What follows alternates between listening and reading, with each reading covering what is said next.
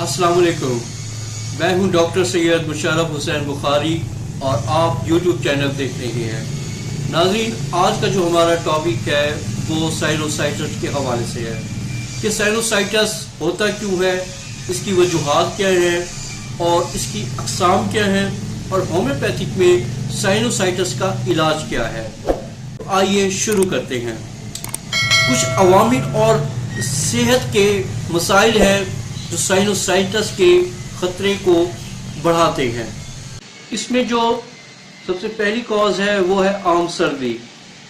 आम सर्दी जो वायरस या बैक्टीरिया की वजह से हो सकती है, हड्डियों की सोजिश का सबब बन सकती है और बलगम की जो निकासी में रुकावट पैदा करती है उसकी वजह से साइनोसाइटिस का खदशा हो सकता है। दूसरे नंबर पे है नाक की एलर्जी और ऊपरी सांस की नाली का इन्फेक्शन।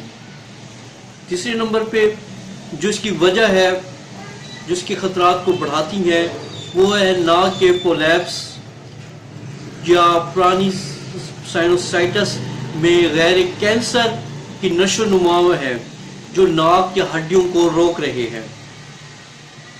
इसकी एक और काज कि नाक की जो हड्डी होती है यानी कार्टिलेज जो है तो वो सीधी नहीं है, जिसकी वजह से नाक बंद रहती है। नंबर 5, कमज़ोर कुव्वत मुदाफ़ियत, यानी थोड़ा सा मौसम वेदर चेंज होता है तो फ़ौरन जो है अटैक हो जाता है, सर्दी का, ज़ुकाम का, और फ़ौरन जो है ना बीमार हो जाता है पेशेंट।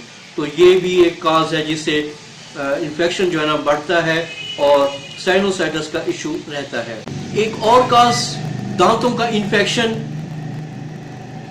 सिस्टिक फाइब्रोसिस कहते हैं जिसे।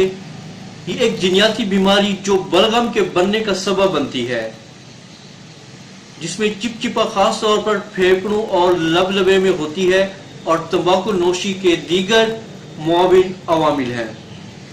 इसके अलावा नाज़रीन, जो सर का स्केल का जो खोपड़ी में खोखली जगहों के यानी कि पैरानाइजल साइनोसिस 4 जोड़े हैं। एक तो गाल की जो हड्डी है, गालों की जो ये मैक्सिलरी साइनोसिस कहते हैं इसको।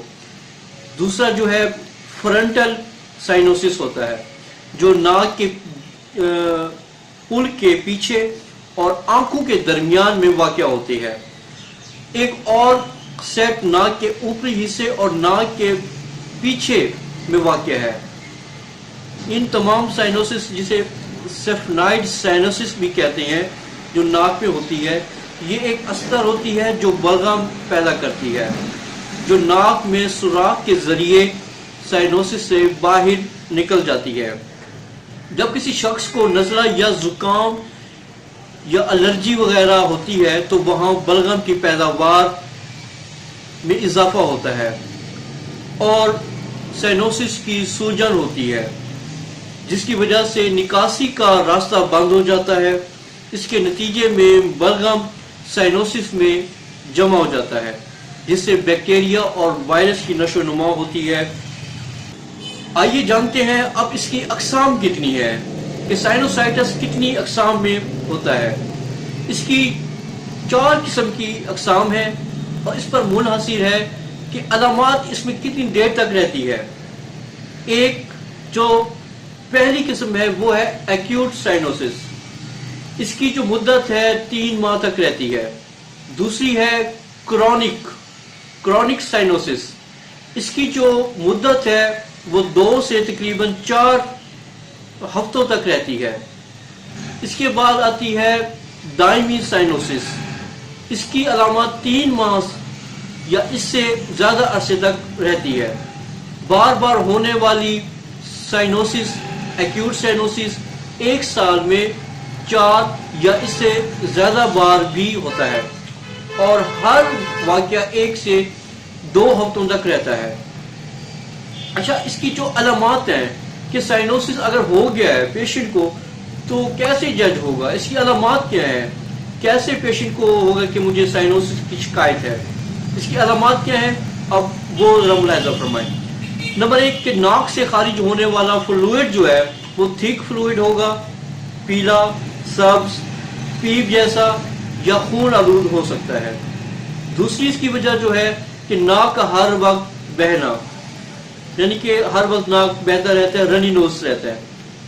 ایک وجہ یہ ہے کہ سر درد خاص طور پر صبح کے وقت۔ اچھا، اور کاز اس کی یہ ہے کہ سر یا چہرے پر اس کا دباؤ درد رہتا ہے اور چہرے پر سوجن کا احساس ہوتا ہے کہ چہرہ جیسے سوجا ہوا ہو۔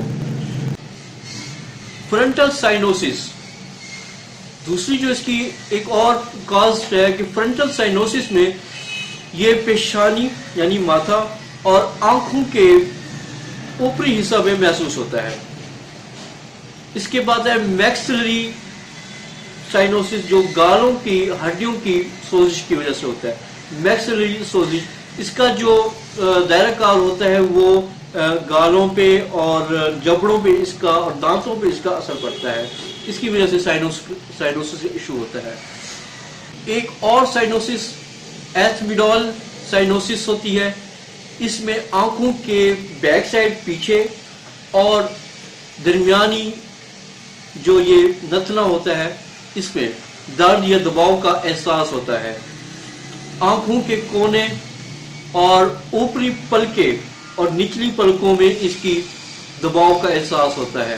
اور جو ہوتا ہے سیفنائڈ سائنوسس، سیفنائڈ سائنوسس میں اس کا جو دباؤ ہوتا ہے سائنوسس کا وہ آنکھوں کے نیچے اور سر کے اوپر محسوس ہوتا ہے۔ اس کے علاوہ ناظرین، ناک ہر وقت بھاری بھاری رہتی ہے، ناک سے سانس لینا مشکل ہو جاتا ہے۔ اس کے علاوہ جو ہے نا اس کی ایک اور جو سمٹم ہے وہ یہ ہوتی ہے کہ کان ہر وقت درد محسوس کرتے ہیں، سونگھنے اور ذائقے کی حس میں کمی آ جاتی ہے، کھانسی، گلا صاف کرنا، تھکاوٹ، سانس کی بو، اور اس کے علاوہ جو علامات ہوتی ہیں وہ بھی سامنے آتی ہیں، جیسے بخار کا ہو جانا۔ آئیے ناظرین جانتے ہیں اب ہومیوپیتھک میں سائنوسائٹس کا علاج کیا ہے۔ ناظرین، ہومیوپیتھک میں سائنوسائٹس میں جو پہلی میڈیسن ہے وہ ہے ٹیوکریم۔ ٹیوکریم میڈیسن 30 میں، اس کو میریم ویریم بھی کہتے ہیں اور ٹیوکریم بھی کہتے ہیں۔ یہ میڈیسن سائنوسائٹس کی خاص دوائی سمجھی جاتی ہے۔ اس سے سائنوسائٹس کی وجہ سے بہنے والا زکام یا ناک سے بہنے کا جو بلغم کا اخراج ہوتا ہے تو اسے ٹیوکریم 30 اس زمرے میں نایاب دوائی سمجھی جاتی ہے۔ دوسری دوائی ناظرین ہے لیمنا مائنر 30۔ اس کی تصویر بھی آپ دیکھ سکتے ہیں، اس کا نام بھی آپ دیکھ رہے ہیں اور ڈسکرپشن میں اس کی ڈیٹیل بھی آپ کو مل جائے گی۔ اس دوائی کو ناظرین اس وقت خاص سمجھا جاتا ہے کہ سائنوسائٹس کے مریض کی ناک میں سائنوسائٹس کے غدود جب سوج جاتے ہیں، سائنوسائٹس کے مریض کو سانس لینے میں دشواری پیدا ہوتی ہے اور لیمنا مائنر ان غدودوں کی سوجن کو کم کرتی ہے اور مریض کو سانس لینے میں آسانی ہوتی ہے۔ تیسری دوائی ہے ناظرین سباڈیلا 30۔ سائنوسائٹس کے ایسے مریض جنہیں ناک میں خارش رہتی ہے اور خارش کی وجہ سے چھینکیں آتی ہیں اور بکثرت چھینکیں آتی ہیں، رنی نوز ہوتا ہے، ہر وقت نزلہ زکام بہتا رہتا ہے اور آنکھوں سے ہر وقت آنسوں کا اخراج ہوتا ہے، یعنی بکثرت آنسو بہتے ہیں اس میں۔ تیسری جو اور چوتھی جو میڈیسن ہے ناظرین وہ ہے ہماری کالی بائکروم 30 میں۔ کالی بائکروم جو ہے یہ دوائی ناظرین سائنوسائٹس کے ان مریضوں کے لیے بہترین ہے جنہیں اکثر یہ شکایت رہتی ہے کہ ان کا نزلہ جو ہے گلے میں حلق میں گرتا ہے اور ان کو بار بار اپنا گلا صاف کرنا پڑتا ہے۔ تو یہ 4 میڈیسن ہیں جو سائنوسائٹس کے حوالے سے بہترین اور نایاب سمجھی جاتی ہیں۔